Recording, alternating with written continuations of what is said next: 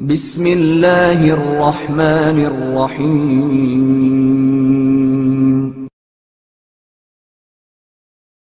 صرف خدا ہی کا سہارا مضبوط ہوتا ہے۔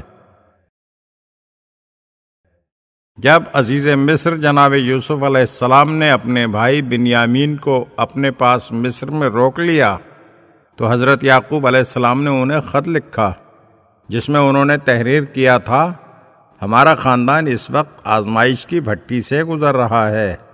اس سے پہلے میرا نور نظر یوسف مجھ سے بچھڑ گیا جبکہ اس کا چھوٹا بھائی بنیامین میرے پاس تھا، اور میں اسے دیکھ دیکھ کر زندگی کے ایام گزار رہا تھا، مگر آپ نے میرے اس بیٹے کو بھی اپنے پاس روک لیا۔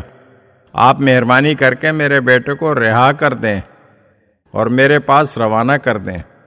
جب حضرت یعقوب علیہ السلام کے بیٹے باپ کا خط لے کر مصر کی طرف روانہ ہوئے تو جبریل امین علیہ السلام اللہ کی طرف سے حضرت یعقوب علیہ السلام کے پاس حاضر ہوئے اور کہا کہ خدا آپ سے یہ فرماتا ہے، تم نے جن مصائب و آلام کی شکایت عزیز مصر سے کی ہے ان مصائب میں تمہیں کس نے مبتلا کیا؟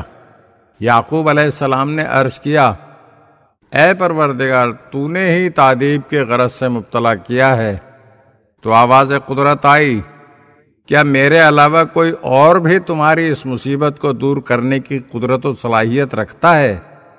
تو یعقوب علیہ السلام نے عرض کیا، نہیں، اور تو کوئی قدرت نہیں رکھتا۔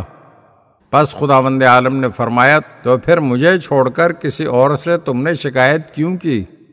پروردگار کے جواب میں حضرت یعقوب علیہ السلام نے عرض کیا، خدایا میں توبہ و استغفار کرتا ہوں، اس عمل پر میرا مواخذہ نہ کرنا۔ خداوند عالم نے فرمایا، اے یعقوب، اب جب کہ تم میری بارگاہ میں متوجہ ہو چکے ہو اور توبہ و استغفار کر چکے ہو تو میں نے تمہیں معاف کیا اور میں نے تمہاری آزمائش ختم کر دی ہے۔